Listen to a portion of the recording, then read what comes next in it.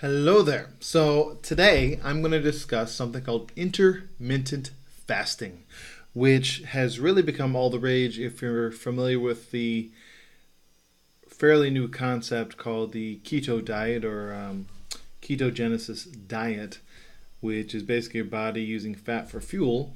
And there's been something that has become more and more a hot topic in the past, I would say 5 to 6 years. It's really been picking up steam, and that is called intermittent fasting or fasting in general. And there's a very, very good reason for that because the health benefits are quite incredible, actually.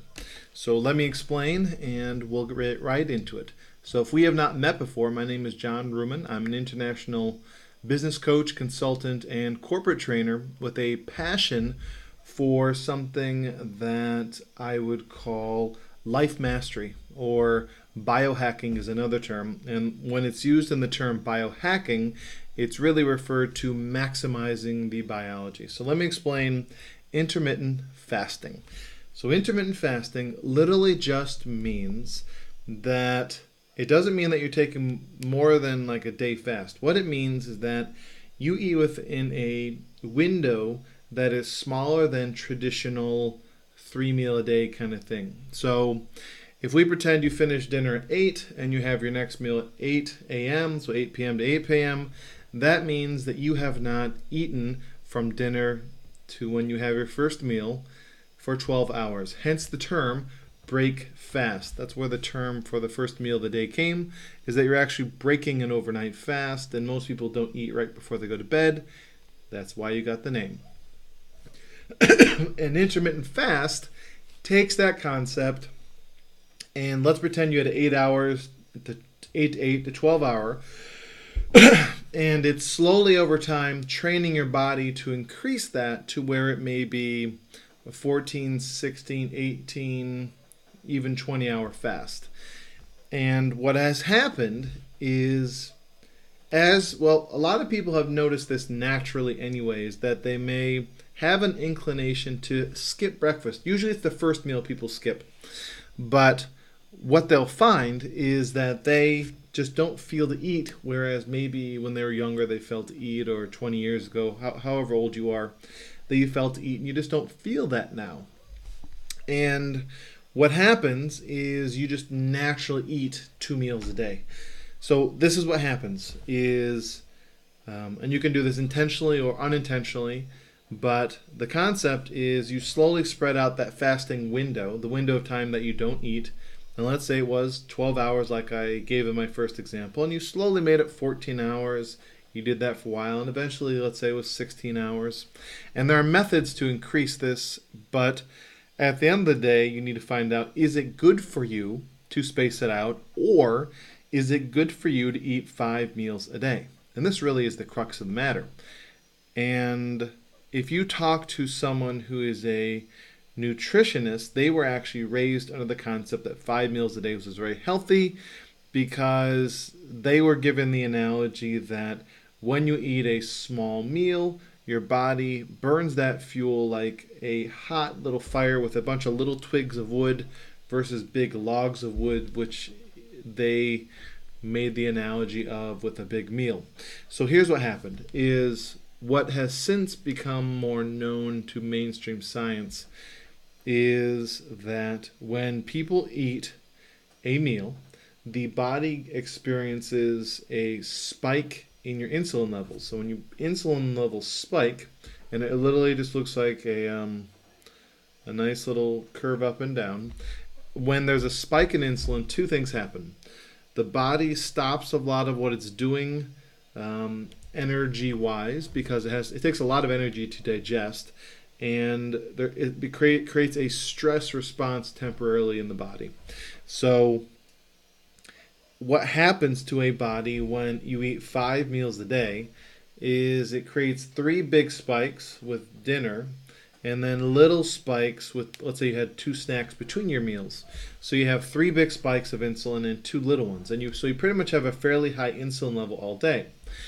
And what happens with that, when your body gets used to having all this insulin in the system, is your cells actually have these receptors. And these receptors When insulin comes to them, they say, oh, there's insulin, and then they work on converting glucose to energy. What happens when they have constant insulin in the system from these five, or just the people just snacking all day, is the body actually creates, it's called insulin resistance. You probably have heard of it. And basically the cells, the receptor sites on the cells, become inundated with so much insulin. It takes more insulin for them to actually say, oh, I need to convert this glucose to sugar. So the body has to produce more and more insulin. It puts a lot of stress on the pancreas, and the body goes through a lot of stressors. So that's what happens with the 5 meals a day. You have insulin spikes, 3 big ones with your 3 big meals, and however many snacks you have throughout the day determine how many mini insulin spikes you have. And again, nutritionists are taught this. It's not that it's wrong. I'm just trying to explain to you the pros and cons. So you have high insulin levels. High insulin levels typically leads, especially with 5 meals a day, can lead to insulin resistance. And people often are fatter. They have more weight on their body than they should because of this, because cortisol is a stress response, and the body kind of has a natural inclination to hold water weight. Okay, so that is the typical way of eating. Intermittent fasting. So I explained what it is, but let me tell you why it's so popular. There's a whole bunch of reasons. I'll give you a few. One, it's nice not to have to eat all the time, and you actually do adjust to eating multiple, just a couple big meals a day, and they taste so much better, by the way. You feel like you're starving when you actually eat the meal, and you really genuinely enjoy them much more. That's part one. Part two, the body, if it's over 16 hours of a fast, so let's say it's 17, 18, 19, or more hours of the intermittent fast, the window of time you haven't eaten, the body goes through what's called autophagy. It looks like autophagy, autophagy. Basically, what autophagy is when your body, as cells divide, they don't always divide with the information being perfect from division and division. So what happens is over time, the divisions produce lower quality information of your DNA. But sometimes the divisions are better than others. So what the body does is when it is in a fasted state and it needs to eat something, this is a very wonderful natural mechanism. What it will do is actually self-eat the cells that have the poor replication, meaning they have the bad data. They are a bad cell split when the cells divide. And what happens is the healthier, that the cells that you actually want in your body become the main cells. And what's so great about that is over time, you actually become younger than you were before you started this whole fasting thing. Because what happens is the amount of cells that are in your body that represent an older, less perfect version of you are replaced by the copy that's better. And then those copies produce a cleaner copy of the original. And obviously the younger you are, the cleaner the DNA split. So that's called autophagy. And then another thing happens, which is called mitophagy, which I believe is just literally M-I-T-O or T-A-U-G-H-Y.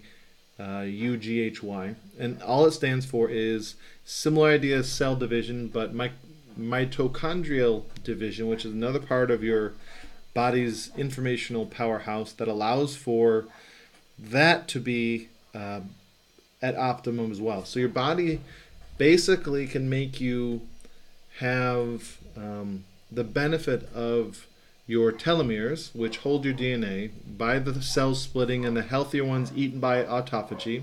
Not healthier, but better information within them.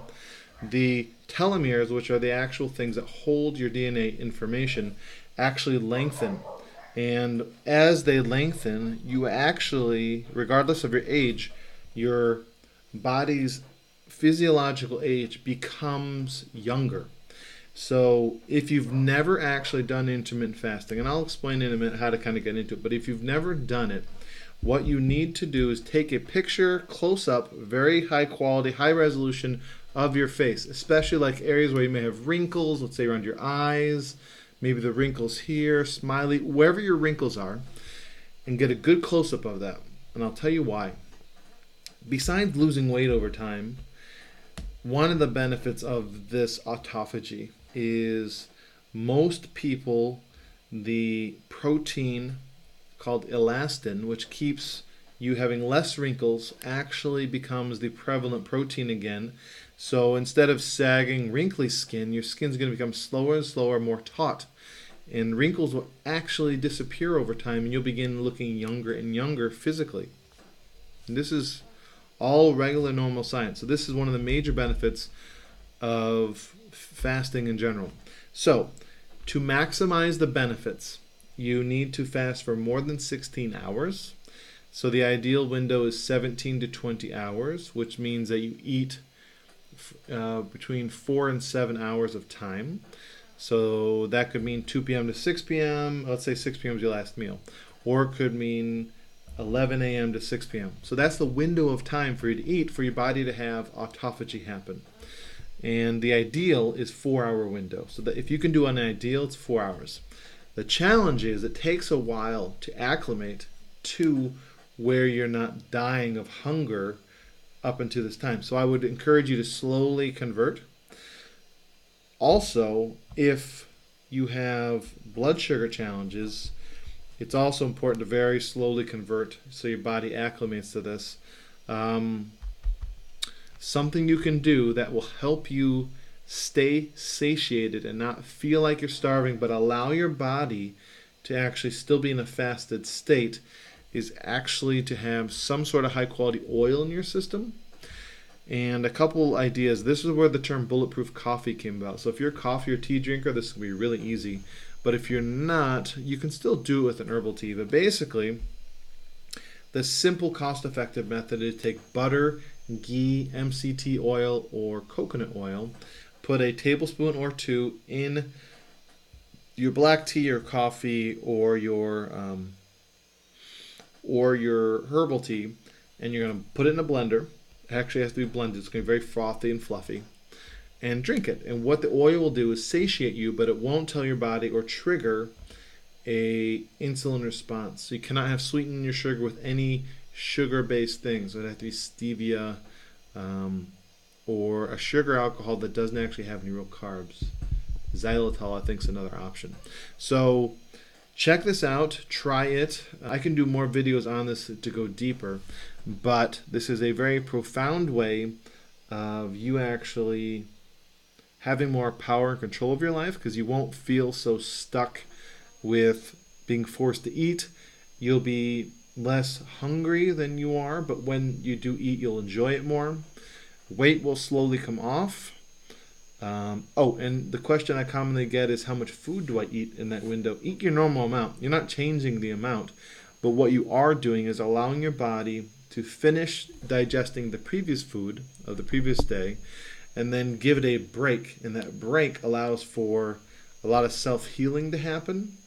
So I would encourage you to, and I can give you some book resources on this if you're interested as well, but I would encourage you to shift towards this. It's becoming very popular, and I'll discuss the whole keto thing at some point as well, why that's popular, etc.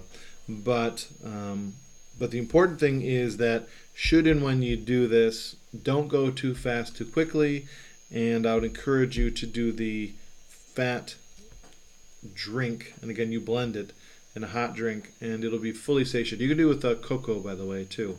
But again, it can't be sweetened with any sort of sweetener that actually has any calories or any carbs, because that creates an insulin spike, which we're trying to avoid.